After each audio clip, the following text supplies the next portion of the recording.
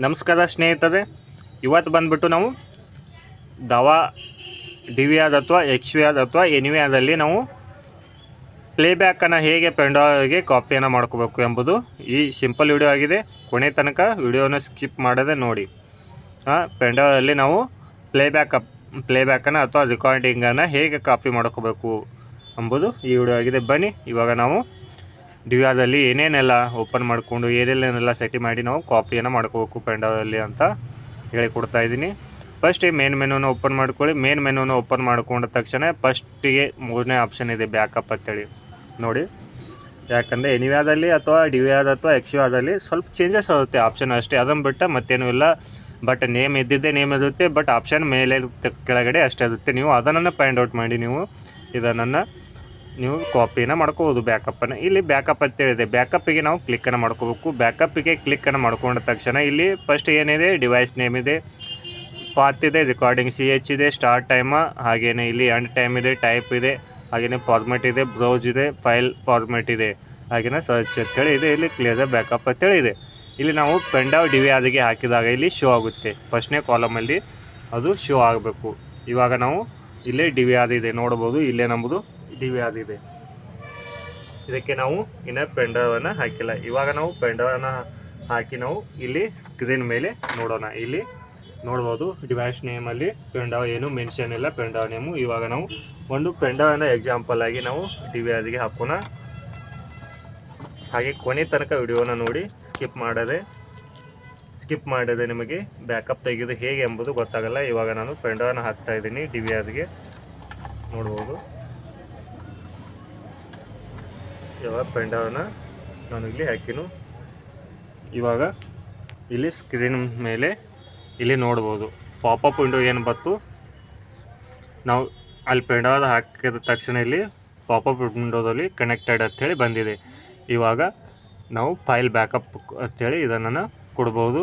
ಇಲ್ಲ ಅಂತ ನಾವು ಬ್ಯಾಕ್ ಹೋಗಿ, ಯಾಕೆಂದರೆ ಪೆಂಡ್ರೈವ್ ಹಾಕಿದ ತಕ್ಷಣ ಅದು ಸ್ವಲ್ಪ ಟೈಮ್ ತೊಗೊಳುತ್ತೆ ಕನೆಕ್ಟ್ ಆಗಲಿಕ್ಕೆ. ಹಾಗೆ ನಾವು ಬ್ಯಾಕ್ ಹೋಗಿ ಮತ್ತೊಮ್ಮೆ ಇಲ್ಲಿ ನಾವು ಬ್ಯಾಕಪ್ ಆಪ್ಷನಿಗೆ ಹೋಗಬೇಕು. ಬ್ಯಾಕಪ್ ಆಪ್ಷನಿಗೆ ಹೋದಾಗ ನೋಡ್ಬೋದು ಇಲ್ಲಿ ಬತ್ ನೋಡಿ SD USB ಅಂತೇಳಿ ಎಷ್ಟು GB ಇದೆ ನಿಮ್ಮ ಪೆಂಡ್ರೈವ್ ಕೂಡ ಇಲ್ಲಿ ಟೋಟಲಾಗಿ ಎಷ್ಟು GB ಇದೆ ಅಂತೇಳಿ ಅದು ಶೋ ಮಾಡುತ್ತೆ.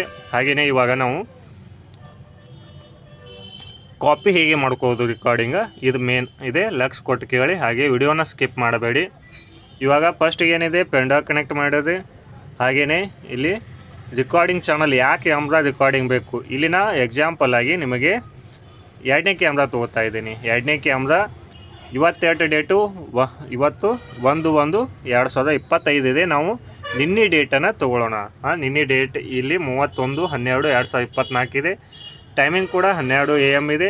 ಹಾಗೆಯೇ ಇದು ಸ್ಟಾರ್ಟಿಂಗ್ ಟೈಮ್ ನೀವು ಕ್ಲಿಯರಾಗಿ ನೋಡ್ಬೋದು. ಇಲ್ಲಿ ಸ್ಟಾರ್ಟಿಂಗ್ ಟೈಮ್ನ 30/12/2024 12 AM ಹಾಕಿನಿ. ಮತ್ತು ಎಂಡ್ ಟೈಮ್ ಏನು ಹಾಕ್ತಾಯಿದ್ದೀನಿ, ಸೇಮ್ ಡೇಟಿಗೆ ಎಂಡ್ ಟೈಮನ್ನು ಹಾಕ್ತಾಯಿದ್ದೀನಿ ನೋಡಿ. ಇಲ್ಲಿ ಎಂಡ್ ಟೈಮ್ ಏನು ಹಾಕೋತಾ ಇಲ್ಲಿ 12 ಇದೆ. ನಾನು 1 ಗಂಟೆ ಅಂದರೆ ಒಂದು ಹಾಫ್ ಆನ್ ಅವರ್ ಅಷ್ಟೇ ಬ್ಯಾಕಪ್ಪನ್ನು ತೆಗಿತಾ ಇದ್ದೀನಿ ನೋಡ್ಬೋದು.